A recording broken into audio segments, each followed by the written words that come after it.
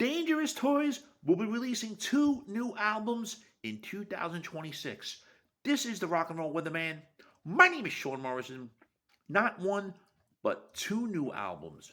But Mr. Morrison does have one question for the guys in Dangerous Toys.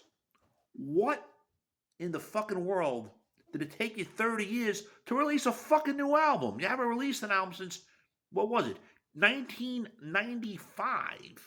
That is a very long fucking time, but I'm going to get into that in a second, of course. And 2 new albums for the fans is definitely a good thing. Um their longtime guitarist Scott Dalhover is real about the 2 albums being released next year, and they haven't released anything since the 1995 album, the artist formerly known as Dangerous Toys, which was a take on Prince. On the Facebook page of Scott Dalhover, we said you heard it here first. 2 new DT albums in 2026. The first one is dropping in the first quarter, and the second album to be announced. Gird your loins. I mean, it's been a long time in the making.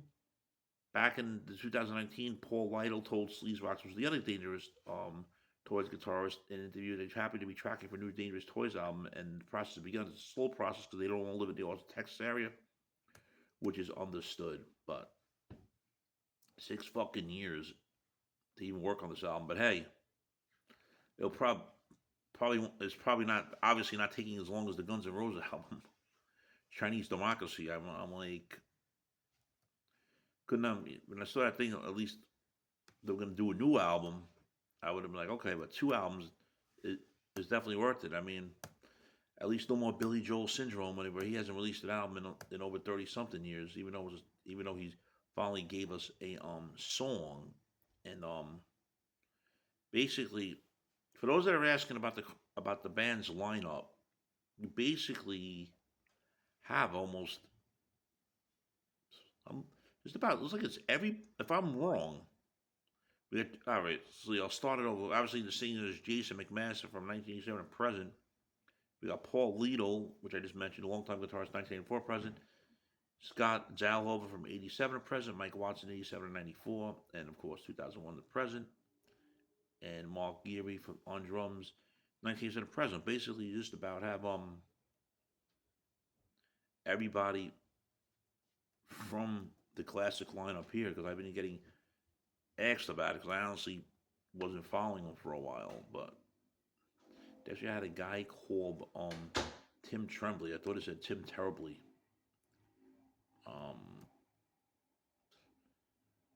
So we're gonna getting back to what I'm saying is that 2 new albums are finally happening. Definitely excited to hear it. That it is. Friends, if you're not subscribed to the Sean Morrison YouTube channel, please do so. Everyone else out to subscribe. We thank you very much for the continued love, honor, and support. It's greatly appreciated. So, friends, what do you think about 2 new Dangerous Toys albums being released in 2026? Your thoughts, friends. Shame, shame, shame.